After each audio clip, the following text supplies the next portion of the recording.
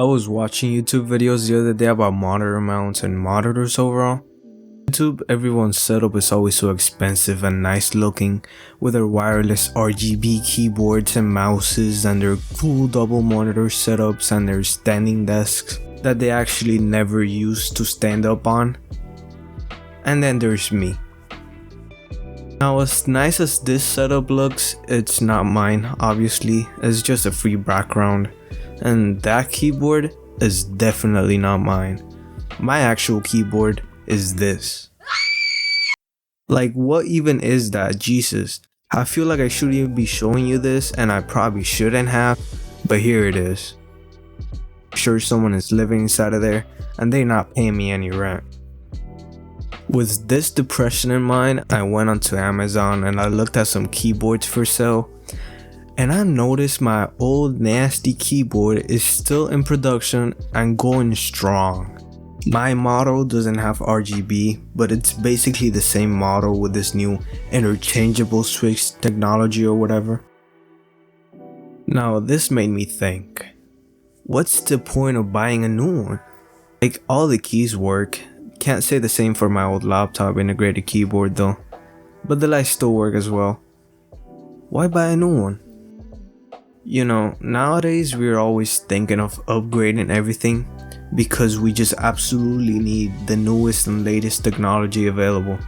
A lot of people would just upgrade their iPhones a year after they bought it just because the other one is newer, even though their old one could have held off for a few more years. So what I did was I looked at some guides on cleaning keyboards and I decided to clean mine. I wasn't able to find anyone living there, but man, it was nasty. That thing had just layers of dust under the keycaps and just not cool. Now in the 6 years, yes, 6 years, that I have owned this, I think I only cleaned it once, and that was before I moved houses, which was like 3 years ago. So yeah, I should have expected this, but I didn't. Not to this level. I did do a close-up shot of what it looked like after everything was off, but I'm not putting it on. Just know there were 3 pins, like 3 whole pins under the keys. Don't ask, I don't know.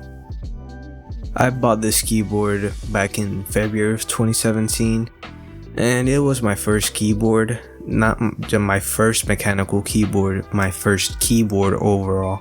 It was 37 days of $1 school lunch savings, plus a few more days for tax, and that's not including the mouse or the mouse pad. In total, it was about a whole year of savings, and I just loved every second of it. I used to stay up at night on my computer doing techie things. Yeah, I was running Linux machines at the time, which equals writing into a console, which equals using the keyboard the whole night, and my family hated it. It's so loud. It was so loud, in fact, that my family bought me a membrane keyboard to use at night, but it just wasn't the same, man. I really have used the hell out of this keyboard, and it's still going strong. I've dropped coffee on it, water. God knows what else has happened in 6 years, yet it works like it's brand new. That really speaks a lot for the company. If I were to buy a new one, it would definitely be at REDRAGON. I went ahead and sprayed all the dust off with an air compressor and cleaned all the caps with detergent and a sponge, and then I let them dry completely. This is what it looks like. Now, that's a change. There's still some dust in some parts, so I go ahead and clean everything with some pads for cleaning glasses, just to beat down on that dust a little more. When it was acceptable, I went ahead and started putting by my keycaps. Sadly, I lost the rest of the footage because my camera likes acting up. This is the finished piece. Now, it might not look amazing, but it's definitely a step up compared to what it was before. Yeah, it's definitely a step up. So, what's the verdict?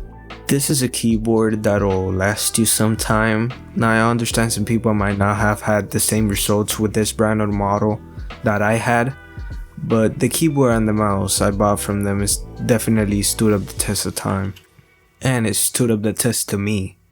which is a pretty complicated test, I'm not gonna lie. I'm not someone who necessarily takes care of his things. Just for reference, this is what it sounds like even after all those years.